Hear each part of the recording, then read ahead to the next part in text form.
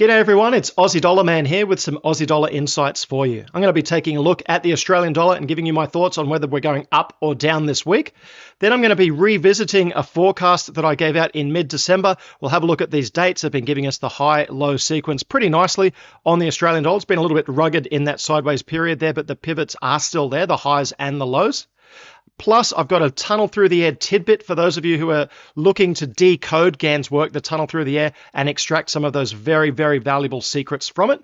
And finally, we're going to finish up with the currency of the week for you. A trade where if you had bought this currency on one day, you would have made 20 times your investment the following day in 24 hours. How's that for a return on investment? Can you guess which currency I'm talking about by looking at the chart? So welcome to the channel. If you're new, I like to talk about FX trading, the Aussie dollar, and WD Gann. So if you like any of those three things, there's plenty of content here for you. Why not subscribe, turn on notifications, and stay up to date with all my latest videos. Before I get into the Aussie dollar, a quick disclaimer. This video is designed to be educational in nature. I'm not a licensed advisor, nor have I sat down with you to look at your goals or your trading plan or anything like that, and I don't really have any interest in doing that, so you can take this with a grain of salt. The market applications and interpretations that I'm giving you in this video are based on my interpretation of the works of WD Gann, and in particular Gann's book, The Tunnel Thru The Air. I'm putting them out there as a little bit of proof that Gann's stuff actually works, and to show you a bit of what Gann can do, what you can do with this stuff. So let's start with the Australian dollar review. As you can see, we had a strong week last week.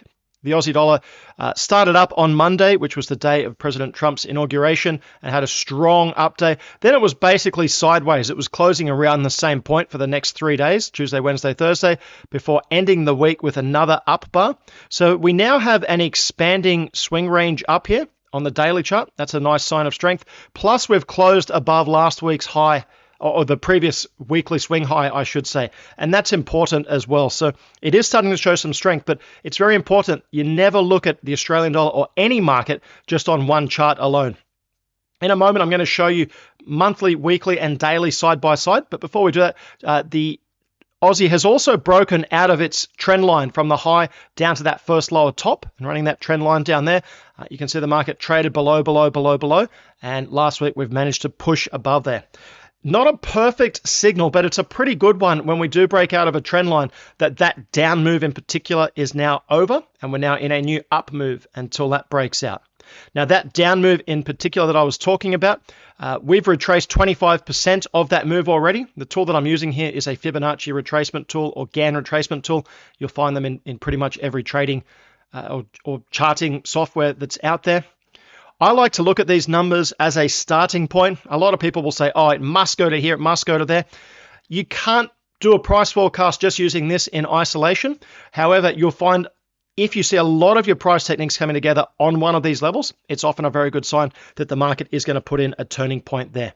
Of key interest to me would be the 50% level and also the 75% level. 50% is a nice balance point. You'd be surprised how many 50% points you see in the market. I know Fibonacci gets a lot of chatter. People love talking about Fibonacci's, and yes, it's good if you know what to do with it. But often these simple 50% levels get overlooked, and they can be just as powerful and just as simple, if not simpler. The other level I'm interested in is this 75% milestone up here, just because most of the time, if a market retraces more than 75% of that previous move, it's normally a sign that we're not in a retracement, we're in a new move in the opposite direction. So for us to be looking at the Aussie dollar in a new bull market, I'd want to see it past that 75% retracement. So there's a bit of room to go before we get to that level. As I said, I'll only look at something like the Aussie dollar with multiple charts. It's very hard to make a decision just based on one time frame alone. Here on the left of screen, I've got the monthly chart there, and you can see since September last year, a big monthly downswing there. So a big, strong move. However, moves don't run forever. If you open a monthly chart of the Aussie, you look back over its history, you'll see they can run for a long time, but they do obviously have their pullbacks as well, where closing, or the current close, we've still got 5 days left of the month. We are closed fairly strongly. We had broken a lot of lows. We've regained the 2022 low, 2023 low. We're coming back up to the 2024 low there. We're regaining that potentially. So given that February is just around the corner, we may see an up bar on the monthly chart. which would turn that up. And then it would be a case of working out how strong that move to the upside is. At the moment, this monthly downswing, this is how it looks on the weekly chart. We've got a run down there, a lower top, another run down, a lower top, and now that top has been broken. So if you're looking at the trend of the market, we now have an uncertain trend. We've had lower tops, lower bottoms through there. Now we've got a higher top there. This one's a little bit iffy because sometimes you can read that as a third failed leg down. Other times it's just all part of that second leg down. It's hard in isolation just to pin that down. However, given the trend line and given the 15th of January low, for those of you who have been following the channel, I did call that in the short-term forecast that I gave out in December last year. I gave all of the dates, and then I said around that 15th of January is where I expect the next intermediate low to come in, and that looks like it's come in there. So good chance we've got a monthly swing low there. We'll see what happens, though, on the way up. So far, it's doing all it needs to. It's put in an expanding weekly upswing, and we've also got a daily swing, a higher bottom through there, and then an expanding range up there. So it is starting to show some signs of strength. The next target I have for the Aussie is 63.94. If and when it gets there, we'll see what it does. If it does put in a top somewhere around there, I will run a retracement tool over that, and I'll track it on the way down as well, using my ranges on these different timeframes to get a feel for what the market's doing.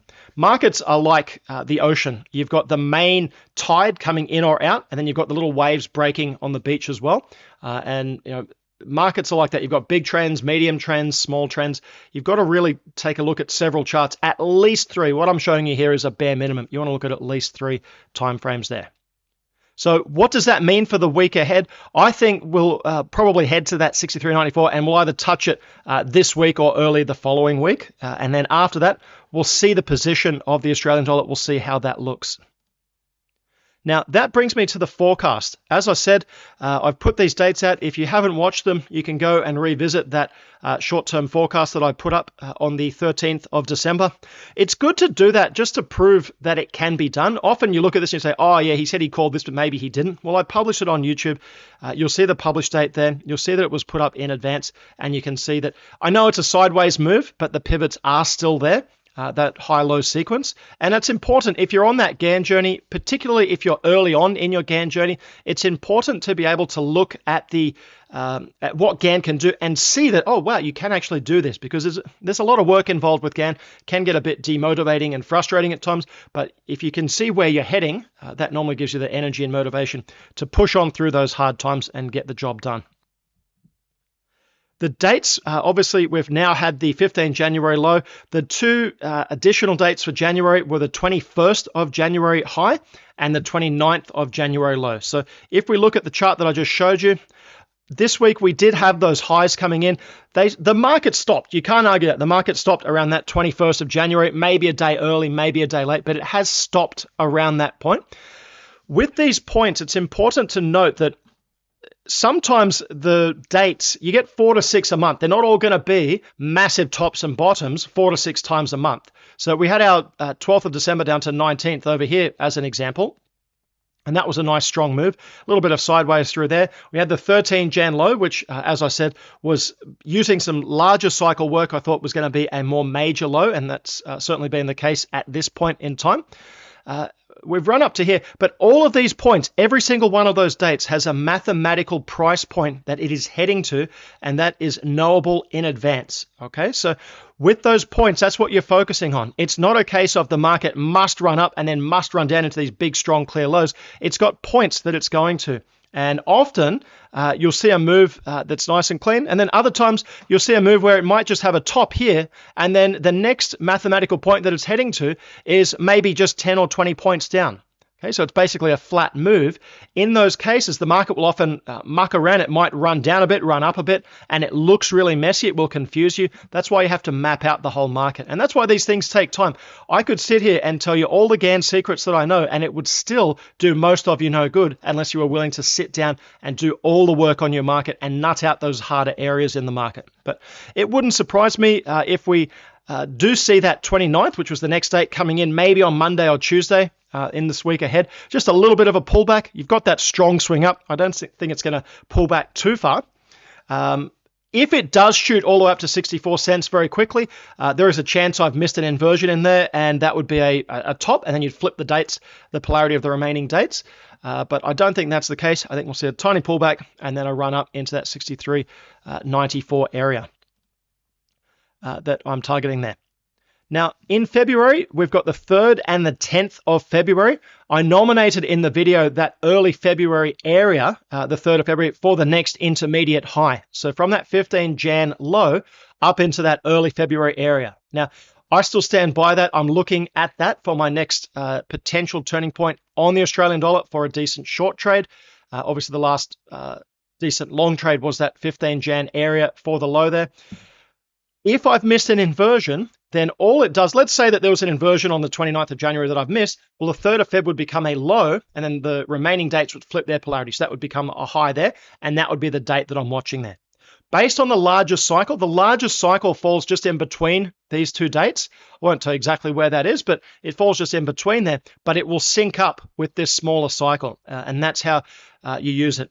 People say, oh, why don't you just trade off the larger cycles? Well, there's a little bit more orb with the larger cycles. Orb is, you've got to give it a few days either side, up to a week for some of the larger cycles, which is pretty hard if you're a trader. Imagine I said there's going to be a low on the 15th of January, but it might come in on the 8th or it might come in on the 22nd. So, well, that's a pretty wide window, Aussie Dollar Man. But with this smaller cycle, we can narrow it down to 1 or 2 days either side, and that's what I've done here. So I'm looking at that early February period, but in terms of price as a bit of backup, I like that 63.94 level as well. Rest of February I've got there is the 16th and the 24th of February. I'd encourage you, as I said, to go and revisit that short-term forecast video and see for yourself that this was done in advance. The economic news coming up, you can see on Wednesday the 29th, 11:30 a.m., we've got the CPI figures coming out. Obviously, inflation has been a big news item at the moment around the world. So that may be something that moves the market quite strongly, whether we hit a low on that point and go up or hit a top and come down. That would be a time to watch, 11:30 Sydney time on the 29th of January. Also that night, or it would be early Thursday morning the next day, Sydney time, you've got the Fed funds rate coming out, the FOMC statement and FOMC press conference in the US.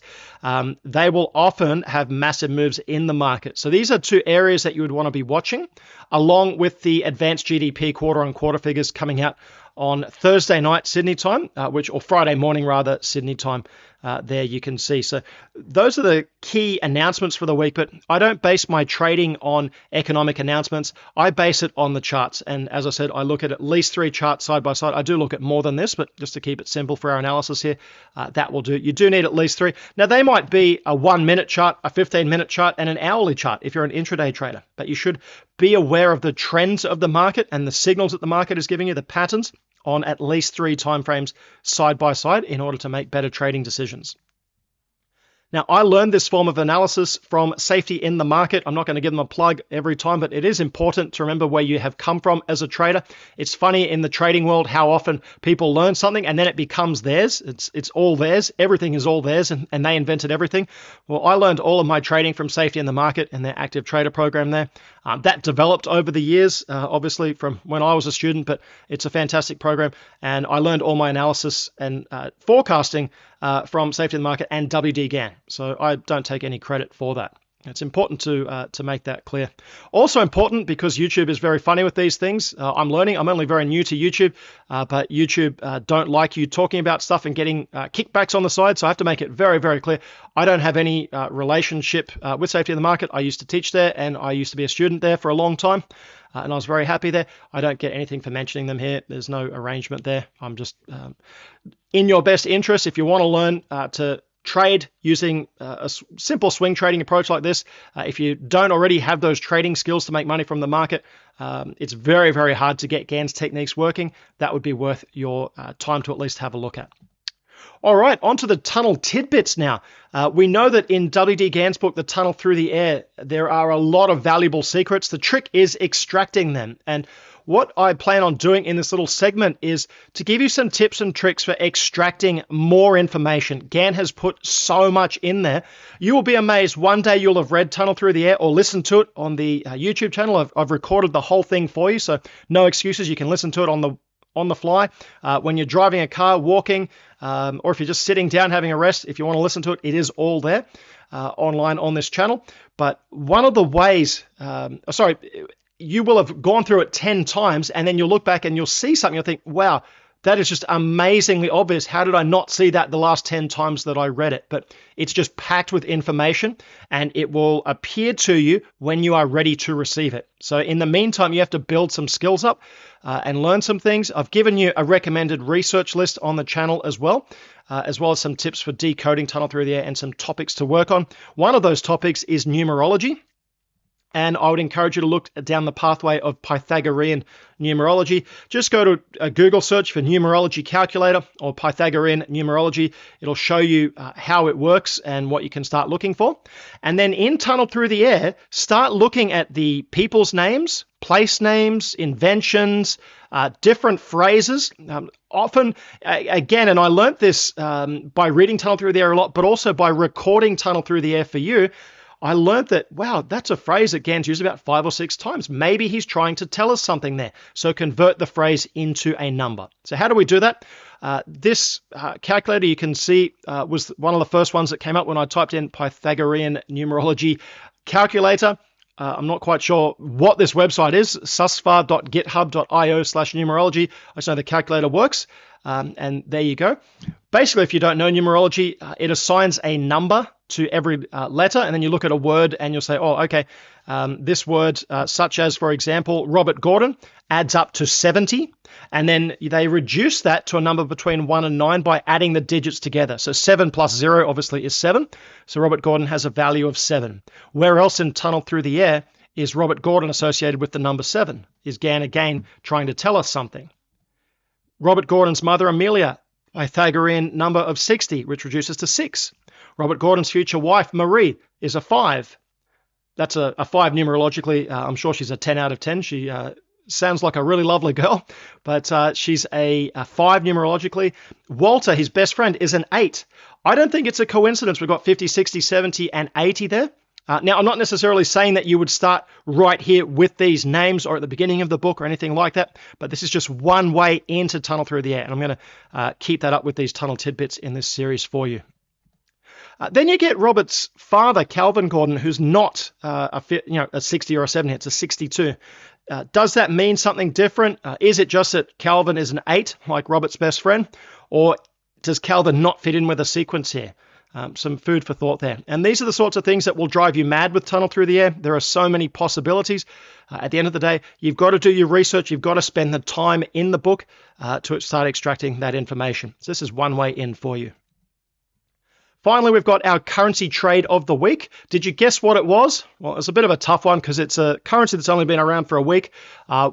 Technically, it's not a currency as such. It's a cryptocurrency. It's the official Trump crypto. Now, this opened at $3.81 just this week, and then the next day was up to $77. So if you saw that and you thought, gee, this could go off, and you bought it at $3.81 or slightly lower during the day because it did drop down during the day, and then it ran to $77.56, you would have made 20 times your money. Put $1,000 in, you sell for $20,000, you've made 20 times your initial investment. And you can see why people get all excited about cryptocurrencies. I'm not a fan of cryptocurrencies. This may be a case of, like in the late 90s, Warren Buffett was not a fan of tech stocks and everybody bagged him and said, oh, you're a dinosaur, you're not in tech stocks, get with the times. And then obviously the massive tech wreck, markets falling 80, 90%. So a lot of stocks are just disappearing completely. I think we'll see that with a lot of cryptocurrencies. The trick will be which one it's going to be. As you can see, when I did a quick search, this is slickcharts.com/currency. Bitcoin is the top currency by market cap. The total cryptocurrency market cap at the moment is $3.5 trillion. That's an insane amount. Bitcoin makes up a little over half that. Ethereum, Ripple, Tether, Solana. No sign of official Trump just yet. By the way, there is official Trump crypto, and then there was another meme coin just called Trump coin, I think it was called, which is not related to Donald Trump or to this coin here. That one had been around for a while. But you can see there when you do a search, official Trump is coming in at the moment at $26.86. It's ranked number 28 by market cap in the cryptocurrencies. Now, I did a quick glance there on Wikipedia. You can see there were a lot of concerns when this coin came out. I'll let you read through that article there if you like, but just some key points there. There were concerns that it might have been a scam, but Trump did confirm that it was related to him and that it was the only official Trump meme there. Then they've got the disclaimer, of course, the old disclaimer that said that the coin was not intended to be an investment opportunity or a security. So what is it then? This thing smells a little bit funny to me. When you've got an unregulated market with a sudden announcement like this, jumping on the bandwagon of something and everyone piling their money in, that doesn't quite sit right with me. It's not the way that I'm interested in trading or making money. If you do trade cryptos, all the best to you. Keep in mind there are over 25,000 cryptocurrencies out there. Obviously, Bitcoin has got first mover advantage or early mover advantage, and it does have a large amount of the market capitalization, and it is starting to be integrated. You can pay with it in a lot of places. But at the end of the day, out of those 25,000 plus, I would say 99.99% of them in 5 to 10 years, they're going to be worth zero. And all it takes is some strong global regulation, agreed regulation, clamping down on these, which is going to get rid of a lot of them, if not all of them, or replacing some of these with perhaps a US cryptocurrency or an official British or Chinese or different country with their cryptocurrencies there. And I think some of these other ones are just going to fall by the wayside. So just be very, very careful with that, is my opinion. And it's just my opinion on cryptos. All right, before we finish, a very happy Australia Day to my fellow Australians. I hope that you've had a lovely day. I know Australia is not perfect and we have had our problems past, present, and probably future too. But I love my country. I think it's a fantastic country. I think we try pretty hard overall to do the right thing and to right the wrongs of the past. And I think at some point we all need to sit back and be grateful that it's a great country to be in and a great time to be alive, and to just be grateful for that. But that's my 2 cents on that. So happy Australia Day. Hope you had a fantastic day. Thank you for watching my first episode of Aussie Dollar Insights. I hope you enjoyed that. If you've got an idea for a new segment that I can chuck in, leave it in the comments below. I'd love to hear your feedback there, or any feedback at all. In the meantime, I'll see you next week on Sunday, the 2nd of February. I'm going to try and do these weekly at 7 p.m. or launch them on 7 p.m. on Sundays. Until then, all the best with your trading. I hope you have a fantastic week. And if you are interested in learning some of this stuff, like the dates that I was putting up there, you can find those in Tunnel Thru The Air. So check out my Tunnel Thru The Air audiobook on the channel, and also my recommended reading for Gann researchers and how to decode Tunnel Thru The Air videos. All right, thank you, all the best, and bye for now.